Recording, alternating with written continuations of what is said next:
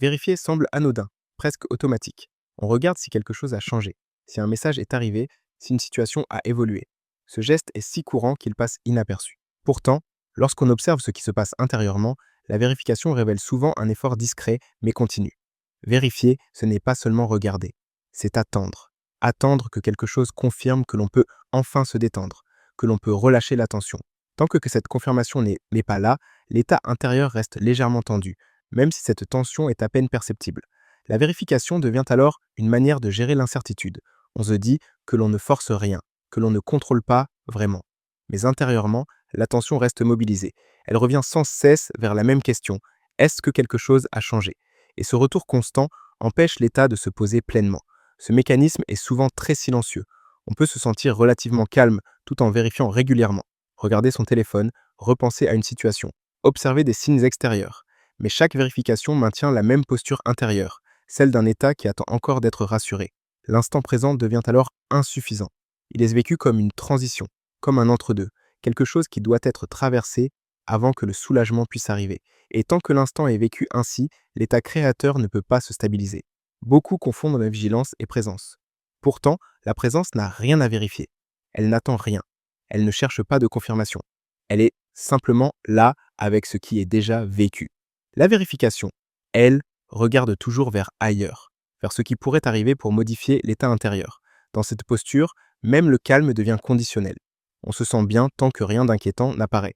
Mais dès qu'un délai se prolonge, dès qu'un silence s'installe, le réflexe de vérifier revient. Et avec lui, la même tension discrète. L'état créateur ne se déploie pas depuis cet endroit. Non parce que la vérification est mauvaise, mais parce qu'elle maintient l'attention tournée vers ce qui manque encore. Tant que l'on vérifie, l'état présent n'est pas suffisant en lui-même. Il dépend de ce qui va être vu, reçu ou constaté. Tu es le créateur de ta réalité, non pas lorsque tu vérifies que quelque chose évolue, mais lorsque l'état depuis lequel tu vis n'a plus besoin d'être rassuré par une confirmation extérieure. Tant que l'on vérifie, l'état reste conditionnel. Il attend. Cette vidéo ne cherche pas à dire qu'il ne faut plus jamais vérifier. Elle invite simplement à observer depuis quel état ce geste se produit. Est-ce un regard neutre ou une recherche de soulagement? Est-ce une simple information ou une tentative de se sentir enfin en sécurité? Lorsque cette observation devient claire, sans jugement, la vérification commence à perdre de sa charge. Non par effort, non par décision, mais parce qu'elle devient visible. Et lorsqu'elle devient visible, l'état créateur n'est plus maintenu à distance par ce mouvement discret. Il redevient accessible, dans la simplicité de l'instant qui n'a plus besoin d'être confirmé. La vérification ne prend pas toujours une forme évidente. Elle n'est pas forcément compulsive ou anxieuse. Elle peut être très douce, presque raisonnable. Regarder une fois de plus son téléphone, repenser à une conversation, se demander si quelque chose a bougé depuis la dernière fois. Et pourtant, derrière ces gestes ordinaires, il y a souvent le même dialogue silencieux avec l'avenir. Chaque vérification pose implicitement une question. Est-ce que je peux me détendre maintenant? Est-ce que quelque chose est enfin arrivé qui me permette de relâcher l'attention? Tant que la réponse n'est pas clairement oui, l'état intérieur reste légèrement mobilisé. Même lorsque l'on se croit calme, une partie de l'attention reste en veille. Cette veille constante empêche l'état de se poser durablement. L'instant présent n'est plus vécu pour lui-même. Il est vécu comme une attente déguisée. On traverse le moment en espérant qu'il apporte une information nouvelle, un signe, une confirmation. Et cette manière de vivre l'instant crée une tension continue, même lorsqu'elle est à peine perceptible. Prenons un exemple simple. Quelqu'un attend une réponse. Il dit qu'il n'y pense pas trop.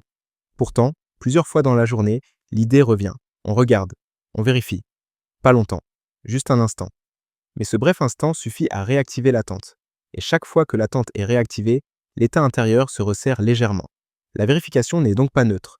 Elle entretient un lien constant avec ce qui n'est pas encore là. Elle maintient l'attention tournée vers un futur supposé, résoudre l'inconfort présent. Tant que ce lien est actif, l'état créateur reste conditionnel. Il dépend de ce qui va arriver. Beaucoup pensent que ces vérifications sont anodines, parce qu'elles sont brèves. Mais leur répétition crée une orientation intérieure durable. L'attention apprend à rester tournée vers l'extérieur, vers ce qui manque encore. Et cette orientation devient un fond permanent, difficile à repérer. L'état créateur ne se déploie pas dans cette attente fragmentée. Il se déploie lorsque l'attention cesse d'être dispersée vers ce qui pourrait arriver. Non parce que l'on s'interdit de vérifier, mais parce que l'on voit que vérifier maintient une tension inutile. Tu es le créateur de ta réalité, non pas lorsque tu obtiens enfin une réponse, mais lorsque l'état depuis lequel tu vis n'a plus besoin d'être ajusté en fonction de ce qui va arriver. Tant que l'on vérifie, l'état reste dépendant. Il n'est jamais pleinement présent. Lorsque cette dynamique est observée clairement, quelque chose commence à se transformer. Non par volonté, non par contrôle, mais parce que l'attention se rend compte qu'elle n'a plus besoin de se projeter sans cesse. Elle revient naturellement vers l'instant, non comme une discipline, mais comme un repos. C'est depuis cet état moins fragmenté, moins tourné vers l'avenir, que l'état créateur commence à se stabiliser. Non parce que l'on a cessé de vérifier par principe, mais parce que l'on n'en voit plus l'utilité intérieure. Et lorsque cette utilité disparaît, la tension qu'elle entretenait disparaît avec elle. Il arrive un moment, souvent très simple, où la vérification perd son sens. Pas parce que tout est enfin réglé, pas parce qu'une réponse est arrivée, mais parce que le mouvement intérieur qui poussait à vérifier s'épuise. Continuer à regarder, à contrôler, à chercher une confirmation ne produit plus l'effet attendu. Et cette évidence tranquille change la relation à l'instant. À cet endroit, la vérification n'est pas rejetée. Elle n'est pas combattue. Elle devient simplement inutile. L'attention n'a plus besoin de revenir sans cesse vers ce qui pourrait arriver. Elle cesse de dialoguer avec l'avenir. Elle se pose là où elle est déjà, sans effort particulier. Lorsque la vérification tombe ainsi, l'état présent cesse d'être vécu comme provisoire. Il n'est plus un entre-deux à traverser. Il n'est plus une attente déguisée. Il devient une expérience en soi. Pas nécessairement plus agréable, pas nécessairement plus confortable, mais plus stable, parce qu'il n'est plus suspendu. Beaucoup découvrent alors quelque chose d'étonnant. Ce n'est pas le soulagement spectaculaire qu'ils imaginaient, c'est une simplicité, une absence de tension de fond. L'esprit n'est plus occupé à vérifier si quelque chose manque encore. Il n'a plus besoin de confirmer que tout va bien pour se poser. Dans cet état, l'expérience n'est plus fragmentée. Il n'est à plus ces allers-retours constants entre maintenant et plus tard. L'attention n'est plus divisée entre ce qui est vécu et ce qui devrait arriver pour que l'on puisse enfin se détendre. Elle est entière, parce qu'elle n'est plus conditionnelle. L'état créateur devient perceptible ici, non comme quelque chose que l'on atteint, mais comme quelque chose qui n'est plus empêché. Tant que la vérification est active, elle maintient une légère résistance. Lorsque cette résistance disparaît, l'état créateur se révèle naturellement. Tu es le créateur de ta réalité non pas lorsque tu cesses volontairement de vérifier, mais lorsque l'état depuis lequel tu vis n'a plus besoin d'être rassuré. Tant que l'attention cherche une confirmation, elle reste tournée vers ce qui manque. Lorsqu'elle cesse de chercher, elle se repose d'elle-même. Cela ne signifie pas que plus rien ne se passe. Cela signifie que ce qui se passe n'est plus utilisé comme un test, les événements peuvent continuer à évoluer, les réponses peuvent arriver ou non, mais l'état intérieur n'est plus dépendant de ces mouvements. À cet endroit, la vie n'est plus observée pour savoir si elle va enfin permettre le relâchement.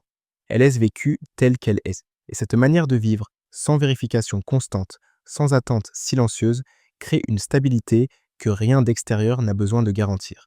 C'est dans cette stabilité non conditionnée que l'état créateur s'installe le plus simplement. Non parce que tout est compris, non parce que tout est confirmé, mais parce qu'il n'y a plus rien à vérifier avant de vivre pleinement l'instant. Si tu ressens l'envie de laisser cet état se poser un peu plus, le journal de l'état créateur existe comme un simple espace d'écriture pour accompagner ce qui s'installe sans effort. Tu le trouveras en description. Et si cet espace te parle, tu peux t'abonner à la chaîne pour y revenir quand tu en ressens l'élan et laisser un commentaire pour partager ce que cette écoute a fait résonner pour toi.